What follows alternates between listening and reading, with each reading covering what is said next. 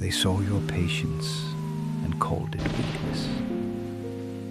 They watched you remain calm while chaos begged for a reaction. And because you did not scream, because you did not fight every battle, because you chose restraint over destruction, they assumed you were harmless. That was their first mistake. You were never weak. You were disciplined. There is a difference. A difference most people are too impulsive to understand.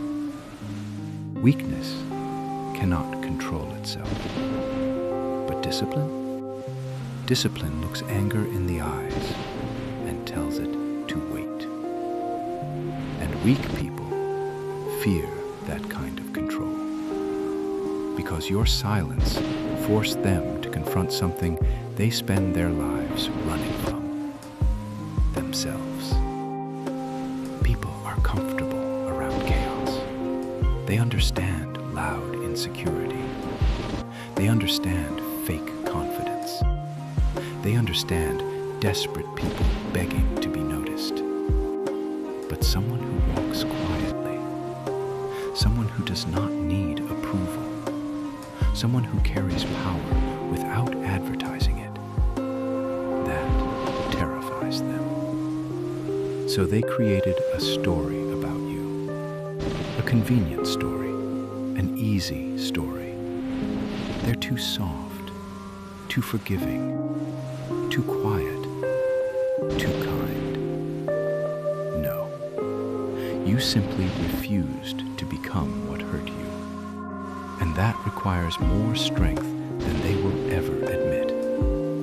You gave people respect before they earned it. You gave understanding before they deserved it. You gave loyalty in a world addicted to convenience. And what did many do? They took your empathy and sharpened it into a weapon against you. Because that is what damaged people often do. They test kindness, not because they value it, but because they mistake it for unlimited tolerance. Read that again in your mind. They mistake kindness for unlimited tolerance. That is why they crossed lines. That is why they ignored boundaries. That is why they became comfortable disrespecting you.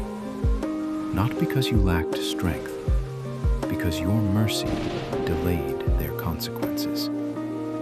But delayed does not mean denied. There comes a moment in every quiet person's life when something changes. Not loudly, not dramatically, not with an emotional explosion. No, the transformation is colder than that, much colder. You simply stop explaining. You stop chasing understanding. You stop proving your intentions. You stop fighting to be seen correctly by people committed to misunderstanding you. And suddenly, your energy returns. Because here is the truth nobody tells you. Trying to convince the wrong people of your value is one of the fastest ways to destroy yourself. You shrink, you overgive, you over-explain, you over-sacrifice. You bleed pieces of yourself, hoping someone will finally say, "Now you're enough." But they never do. Because people benefiting from your self-doubt rarely want your awakening. Remember that. People benefiting from your weakness fear your boundaries. People benefiting from your silence fear your voice. People benefiting from your endless forgiveness fear the day you finally learn you owe access to nobody. And that day changes everything. There is something dangerous about a person who has suffered deeply, yet learned to remain calm. Not because they are numb, not because they stopped feeling, because they discovered something terrifying. pain can become clarity. Betrayal can become education. Isolation can become focus. And once suffering begins teaching instead of breaking you, you become difficult to control.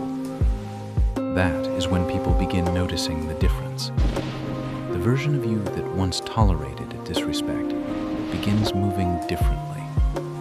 Less talking, more observing, less reacting, more calculating. You no longer announce your boundaries, you enforce them, quietly, completely, without apology. And suddenly, the same people who called you weak start calling you cold. Interesting, isn't it? When you accepted mistreatment, they called you kind. When you protected your peace, they called you arrogant. When you sacrificed yourself, they praised your loyalty. When you chose yourself, they questioned your character. Do you see the pattern? Your value was never the issue. Their access was. Some people do not miss you. They miss the version of you they could manipulate. The version that answered instantly. The version that ignored disrespect. The version that abandoned their own needs to keep everyone comfortable. But that version is disappearing. And deep down, they know it. Because something inside you finally understood a brutal truth. You can be compassionate without becoming someone's emotional prisoner. You can be kind without surrendering your self-respect. You can forgive without reopening the door. That lesson changes weak kindness into dangerous wisdom. And dangerous wisdom does not beg, does not chase, does not perform. It watches, learns, adjusts, moves with precision. They thought your calm nature meant you lacked fire. They confused restraint with inability, mercy with fear, silence with surrender. Soon they will understand. The wolf does not lose its teeth simply because it chose not to bite. Soon they'll understand that. There is a dangerous transformation that happens inside people who survive disappointment without allowing disappointment to destroy their mind. They stop searching for fairness, stop chasing validation, stop expecting depth from people addicted to surfaces. And in that moment, their power changes form. Because naive kindness wants everyone to understand. Mature strength understands not everyone deserves access to your explanation. That lesson cost you something, didn't it? You gave chances that should never have existed. You ignored instincts that were trying to protect you. You confused patience with emotional responsibility. You carried people who would never have carried you. And slowly, you began learning a brutal truth. Not everyone who needs understanding deserves unlimited understanding. Some people use your empathy as shelter from accountability. Read that again. Some people hide inside your kindness because your kindness delays consequences. And the longer consequences are delayed, the more comfortable disrespect becomes. That is why your awakening shocked them, because they built their expectations around an older version of you, a softer version, a version still negotiating against its own instincts. But pain refined your perception. Now you see faster, trust slower, observe deeper, move quieter. Something changed inside you, subtle, invisible, permanent. You stopped needing everyone to like you. That is a terrifying level of freedom, because once approval loses control over your decisions, manipulation loses leverage, guilt loses leverage, emotional pressure loses leverage, and suddenly, people who once influenced your behavior begin realizing their methods no longer work. Interesting, isn't it? You no longer react on command, no longer explain every decision, no longer panic when misunderstood. You discovered something powerful. Being misunderstood is not always a problem. Sometimes it is protection, because people committed to misunderstanding you were never looking for clarity. They were looking for continued access, continued control, continued convenience. And your transformation interrupted the arrangement. Now your silence feels different. Not wounded silence, strategic silence. Not emotional withdrawal, intentional energy management.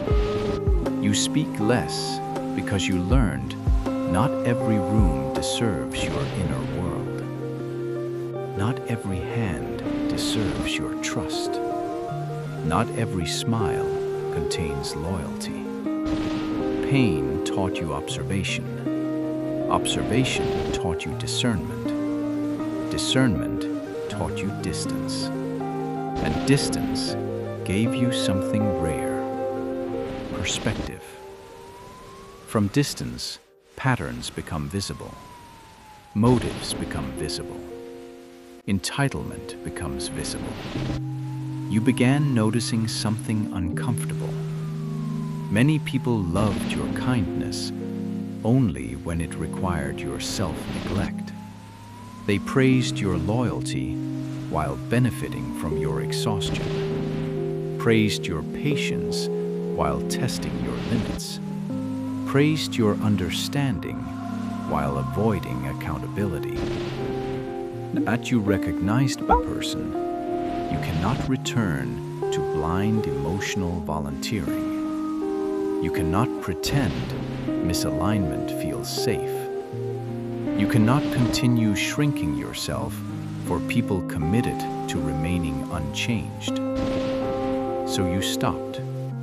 Not dramatically, not violently, quietly, very quietly. You stopped forcing connection, stopped chasing reciprocity, stopped trying to rescue relationships built entirely on imbalance, and your peace began returning. This return felt unfamiliar, didn't it? Calm, space, mental clarity, energy no longer bleeding through invisible leaks. You verified something profound. Protecting yourself is not selfish. It is intelligent. Weakness taught you people-pleasing. Wisdom taught you standards. They're of the difference, a massive difference. One sacrifices identity for temporary acceptance. The other protects identity even when acceptance disappears. And you began choosing identity. That choice frightened people. Not because you became cruel, because you became difficult to manipulate.